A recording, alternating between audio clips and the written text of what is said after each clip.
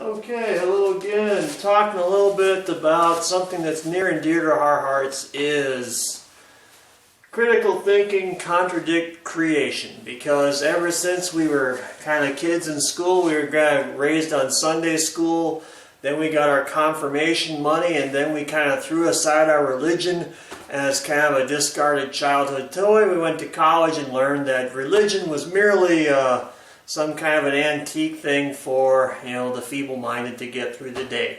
That's what we were indoctrinated as. But I've got something a little bit different for you regarding creation and critical thinking. And I'm not going to tell you anything because we both agree.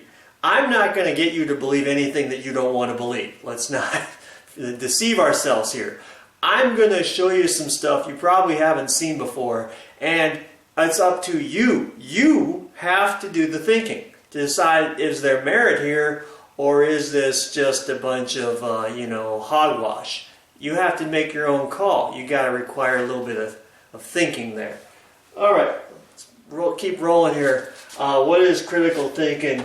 I gotcha. It's pretty much the gold standard of a rigorous academic schedule or plan. That's just a kick. If you're putting together an academic schedule right now, we all know the phrase it pays is drop the word rigorous like you drop the word amen in church.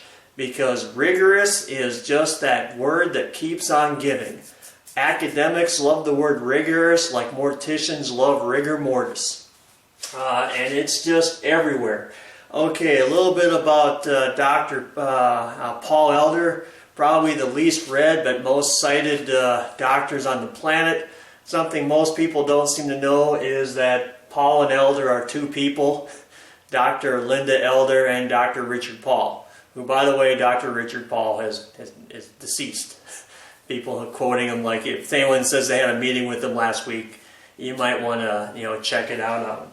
Let's begin. We're going to be talking about 6 fallacies of critical thinking, and if faith can survive those fallacies, and we'll see what's left standing by the end of fallacy 6. All right, fallacy number 1, true because I believe it. Think of the Cubs fan. The Cubs fan doesn't care about statistics, batting averages, if there's even a field to play on. A Cubs fan doesn't care, because the Cubs are the best, and that's just all there is to it. Well, as creationists, we are not that way.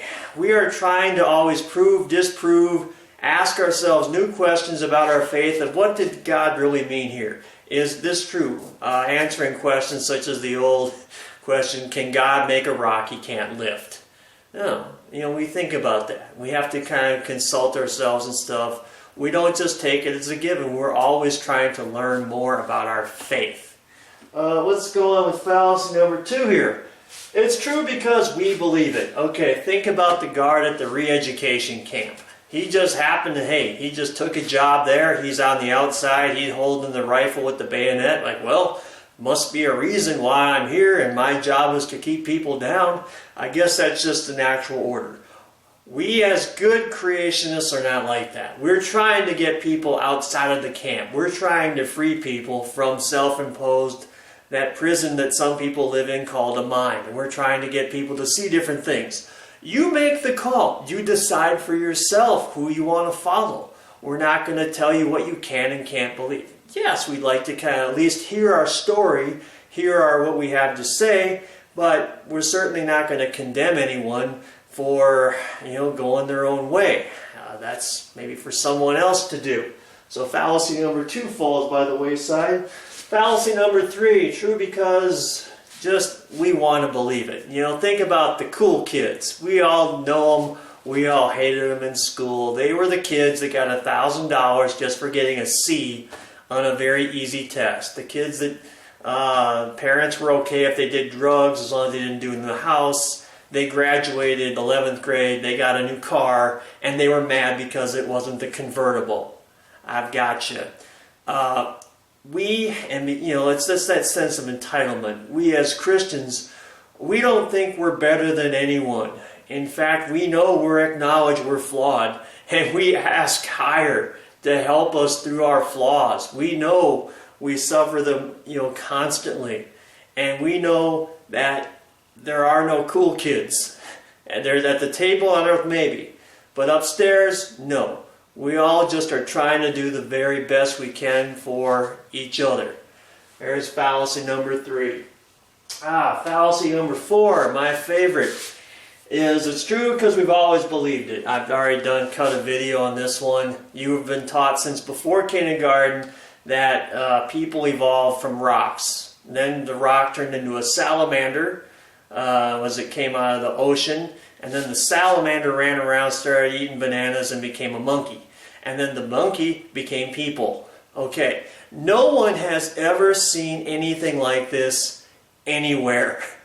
But we believe it because we've been told to believe it. And it's much easier to believe things and champion things that have already been put before us and have already been in our established institution. And it's called an institution for a reason. We don't, as creationists, we're not limiting ourselves to what's been put in one book in front of us. We get multiple books, multiple sources, because we want to know everything. Moving on to, let's go, fallacy number 5. It's true because it's in my selfish interest to believe it. There's my good friend Mike, the Situation Sorrentino. It's basically just saying, hey, I'm awesome. That's all there is to it. It's just complete awesomeness lives up here. When in fact, creationists and my brand of personal Christianity is that our hearts are desperately wicked. We are not good people. We fall, we sin, we have issues, and that we constantly asking forgiveness from above and from others, and even when we should be asking for some blessings, we probably are kind of keep rolling. So fallacy number 5 falls away because it's true, we have selfish interest and stuff, but we acknowledge the selfish interest. We acknowledge the badness that exists in all of us. We don't just go through this perpetual thinking, man, ain't it hip to be me. Let's go on to our final here, fallacy 6. It's true because it's in our selfish interest to believe it. Whatever I do justifies me, and believe me, there are all sorts of different directions I could have gone with this, but I've tried very hard to keep this stuff as non-confrontational as possible. So instead of picking on a person or a group of people to pick on that they can flip out on me, I decided to choose a thing as an example. Is that here we have the world's biggest atom smasher. It's a super collider. It's in Europe. It runs protons fast, but 6 miles per hour slower than the speed of light. Pretty incredible, huh? Okay, well, if that thing is so incredible, why are you hearing about it for the first time on a YouTube video? This thing cost $15 billion to build and operate. $1 billion a year. All to find out, well, heck, no one knows what this thing does, except it costs a lot of money, and a guy was killed in the process of building this thing. It's in Europe. Okay, what does it do? Basically, it's a machine to prove that God does not exist. It's always the same thing. It's asking, well, we got to find out what happened before the universe was created. Why? What good does that do to anybody? Truth be known, why even bother trying to? I hate to do this to people, but I got a book that says here exactly how everything went down. You don't need to spend $15 billion to find out what we already know, unless you're trying to prove something else. The fact is, this thing is $15 billion. I'm sure it employs lots of PhDs with lots and lots of additional funding, tenure for everybody. The fact of the matter is, the guy who pushed in your carts at the Walmart or the grocery store is doing more to make your life easier than this thing could in 1,000 years.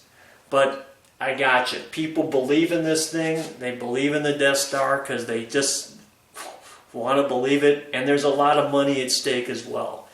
And That is what they believe in. So you can believe in your super Haldron atom smasher there in Europe, or you can choose to study, basically a brand of faith or religion and prove it, disprove it, and get the whole picture, not just what you've been told. Critical thinking, $15 billion a year on that. Okay, need any final proof? Let's see. Critical thinking. Okay, here's something that you probably don't know. Marriage. Marriage, religious, I agree. Marriage, covenant between, we'll just say, two people and God. Dr. Paul and Dr. Elder were married for 20 years. So they are the world's preeminent critical thinkers, and they too entered into a covenant with God. I'm not making any of this up. You can research it to your heart's content. Or better yet, make a, leave a comment, make a video. But I just want people to think. So thank you for your time. Maybe we'll see you again later. Bye-bye.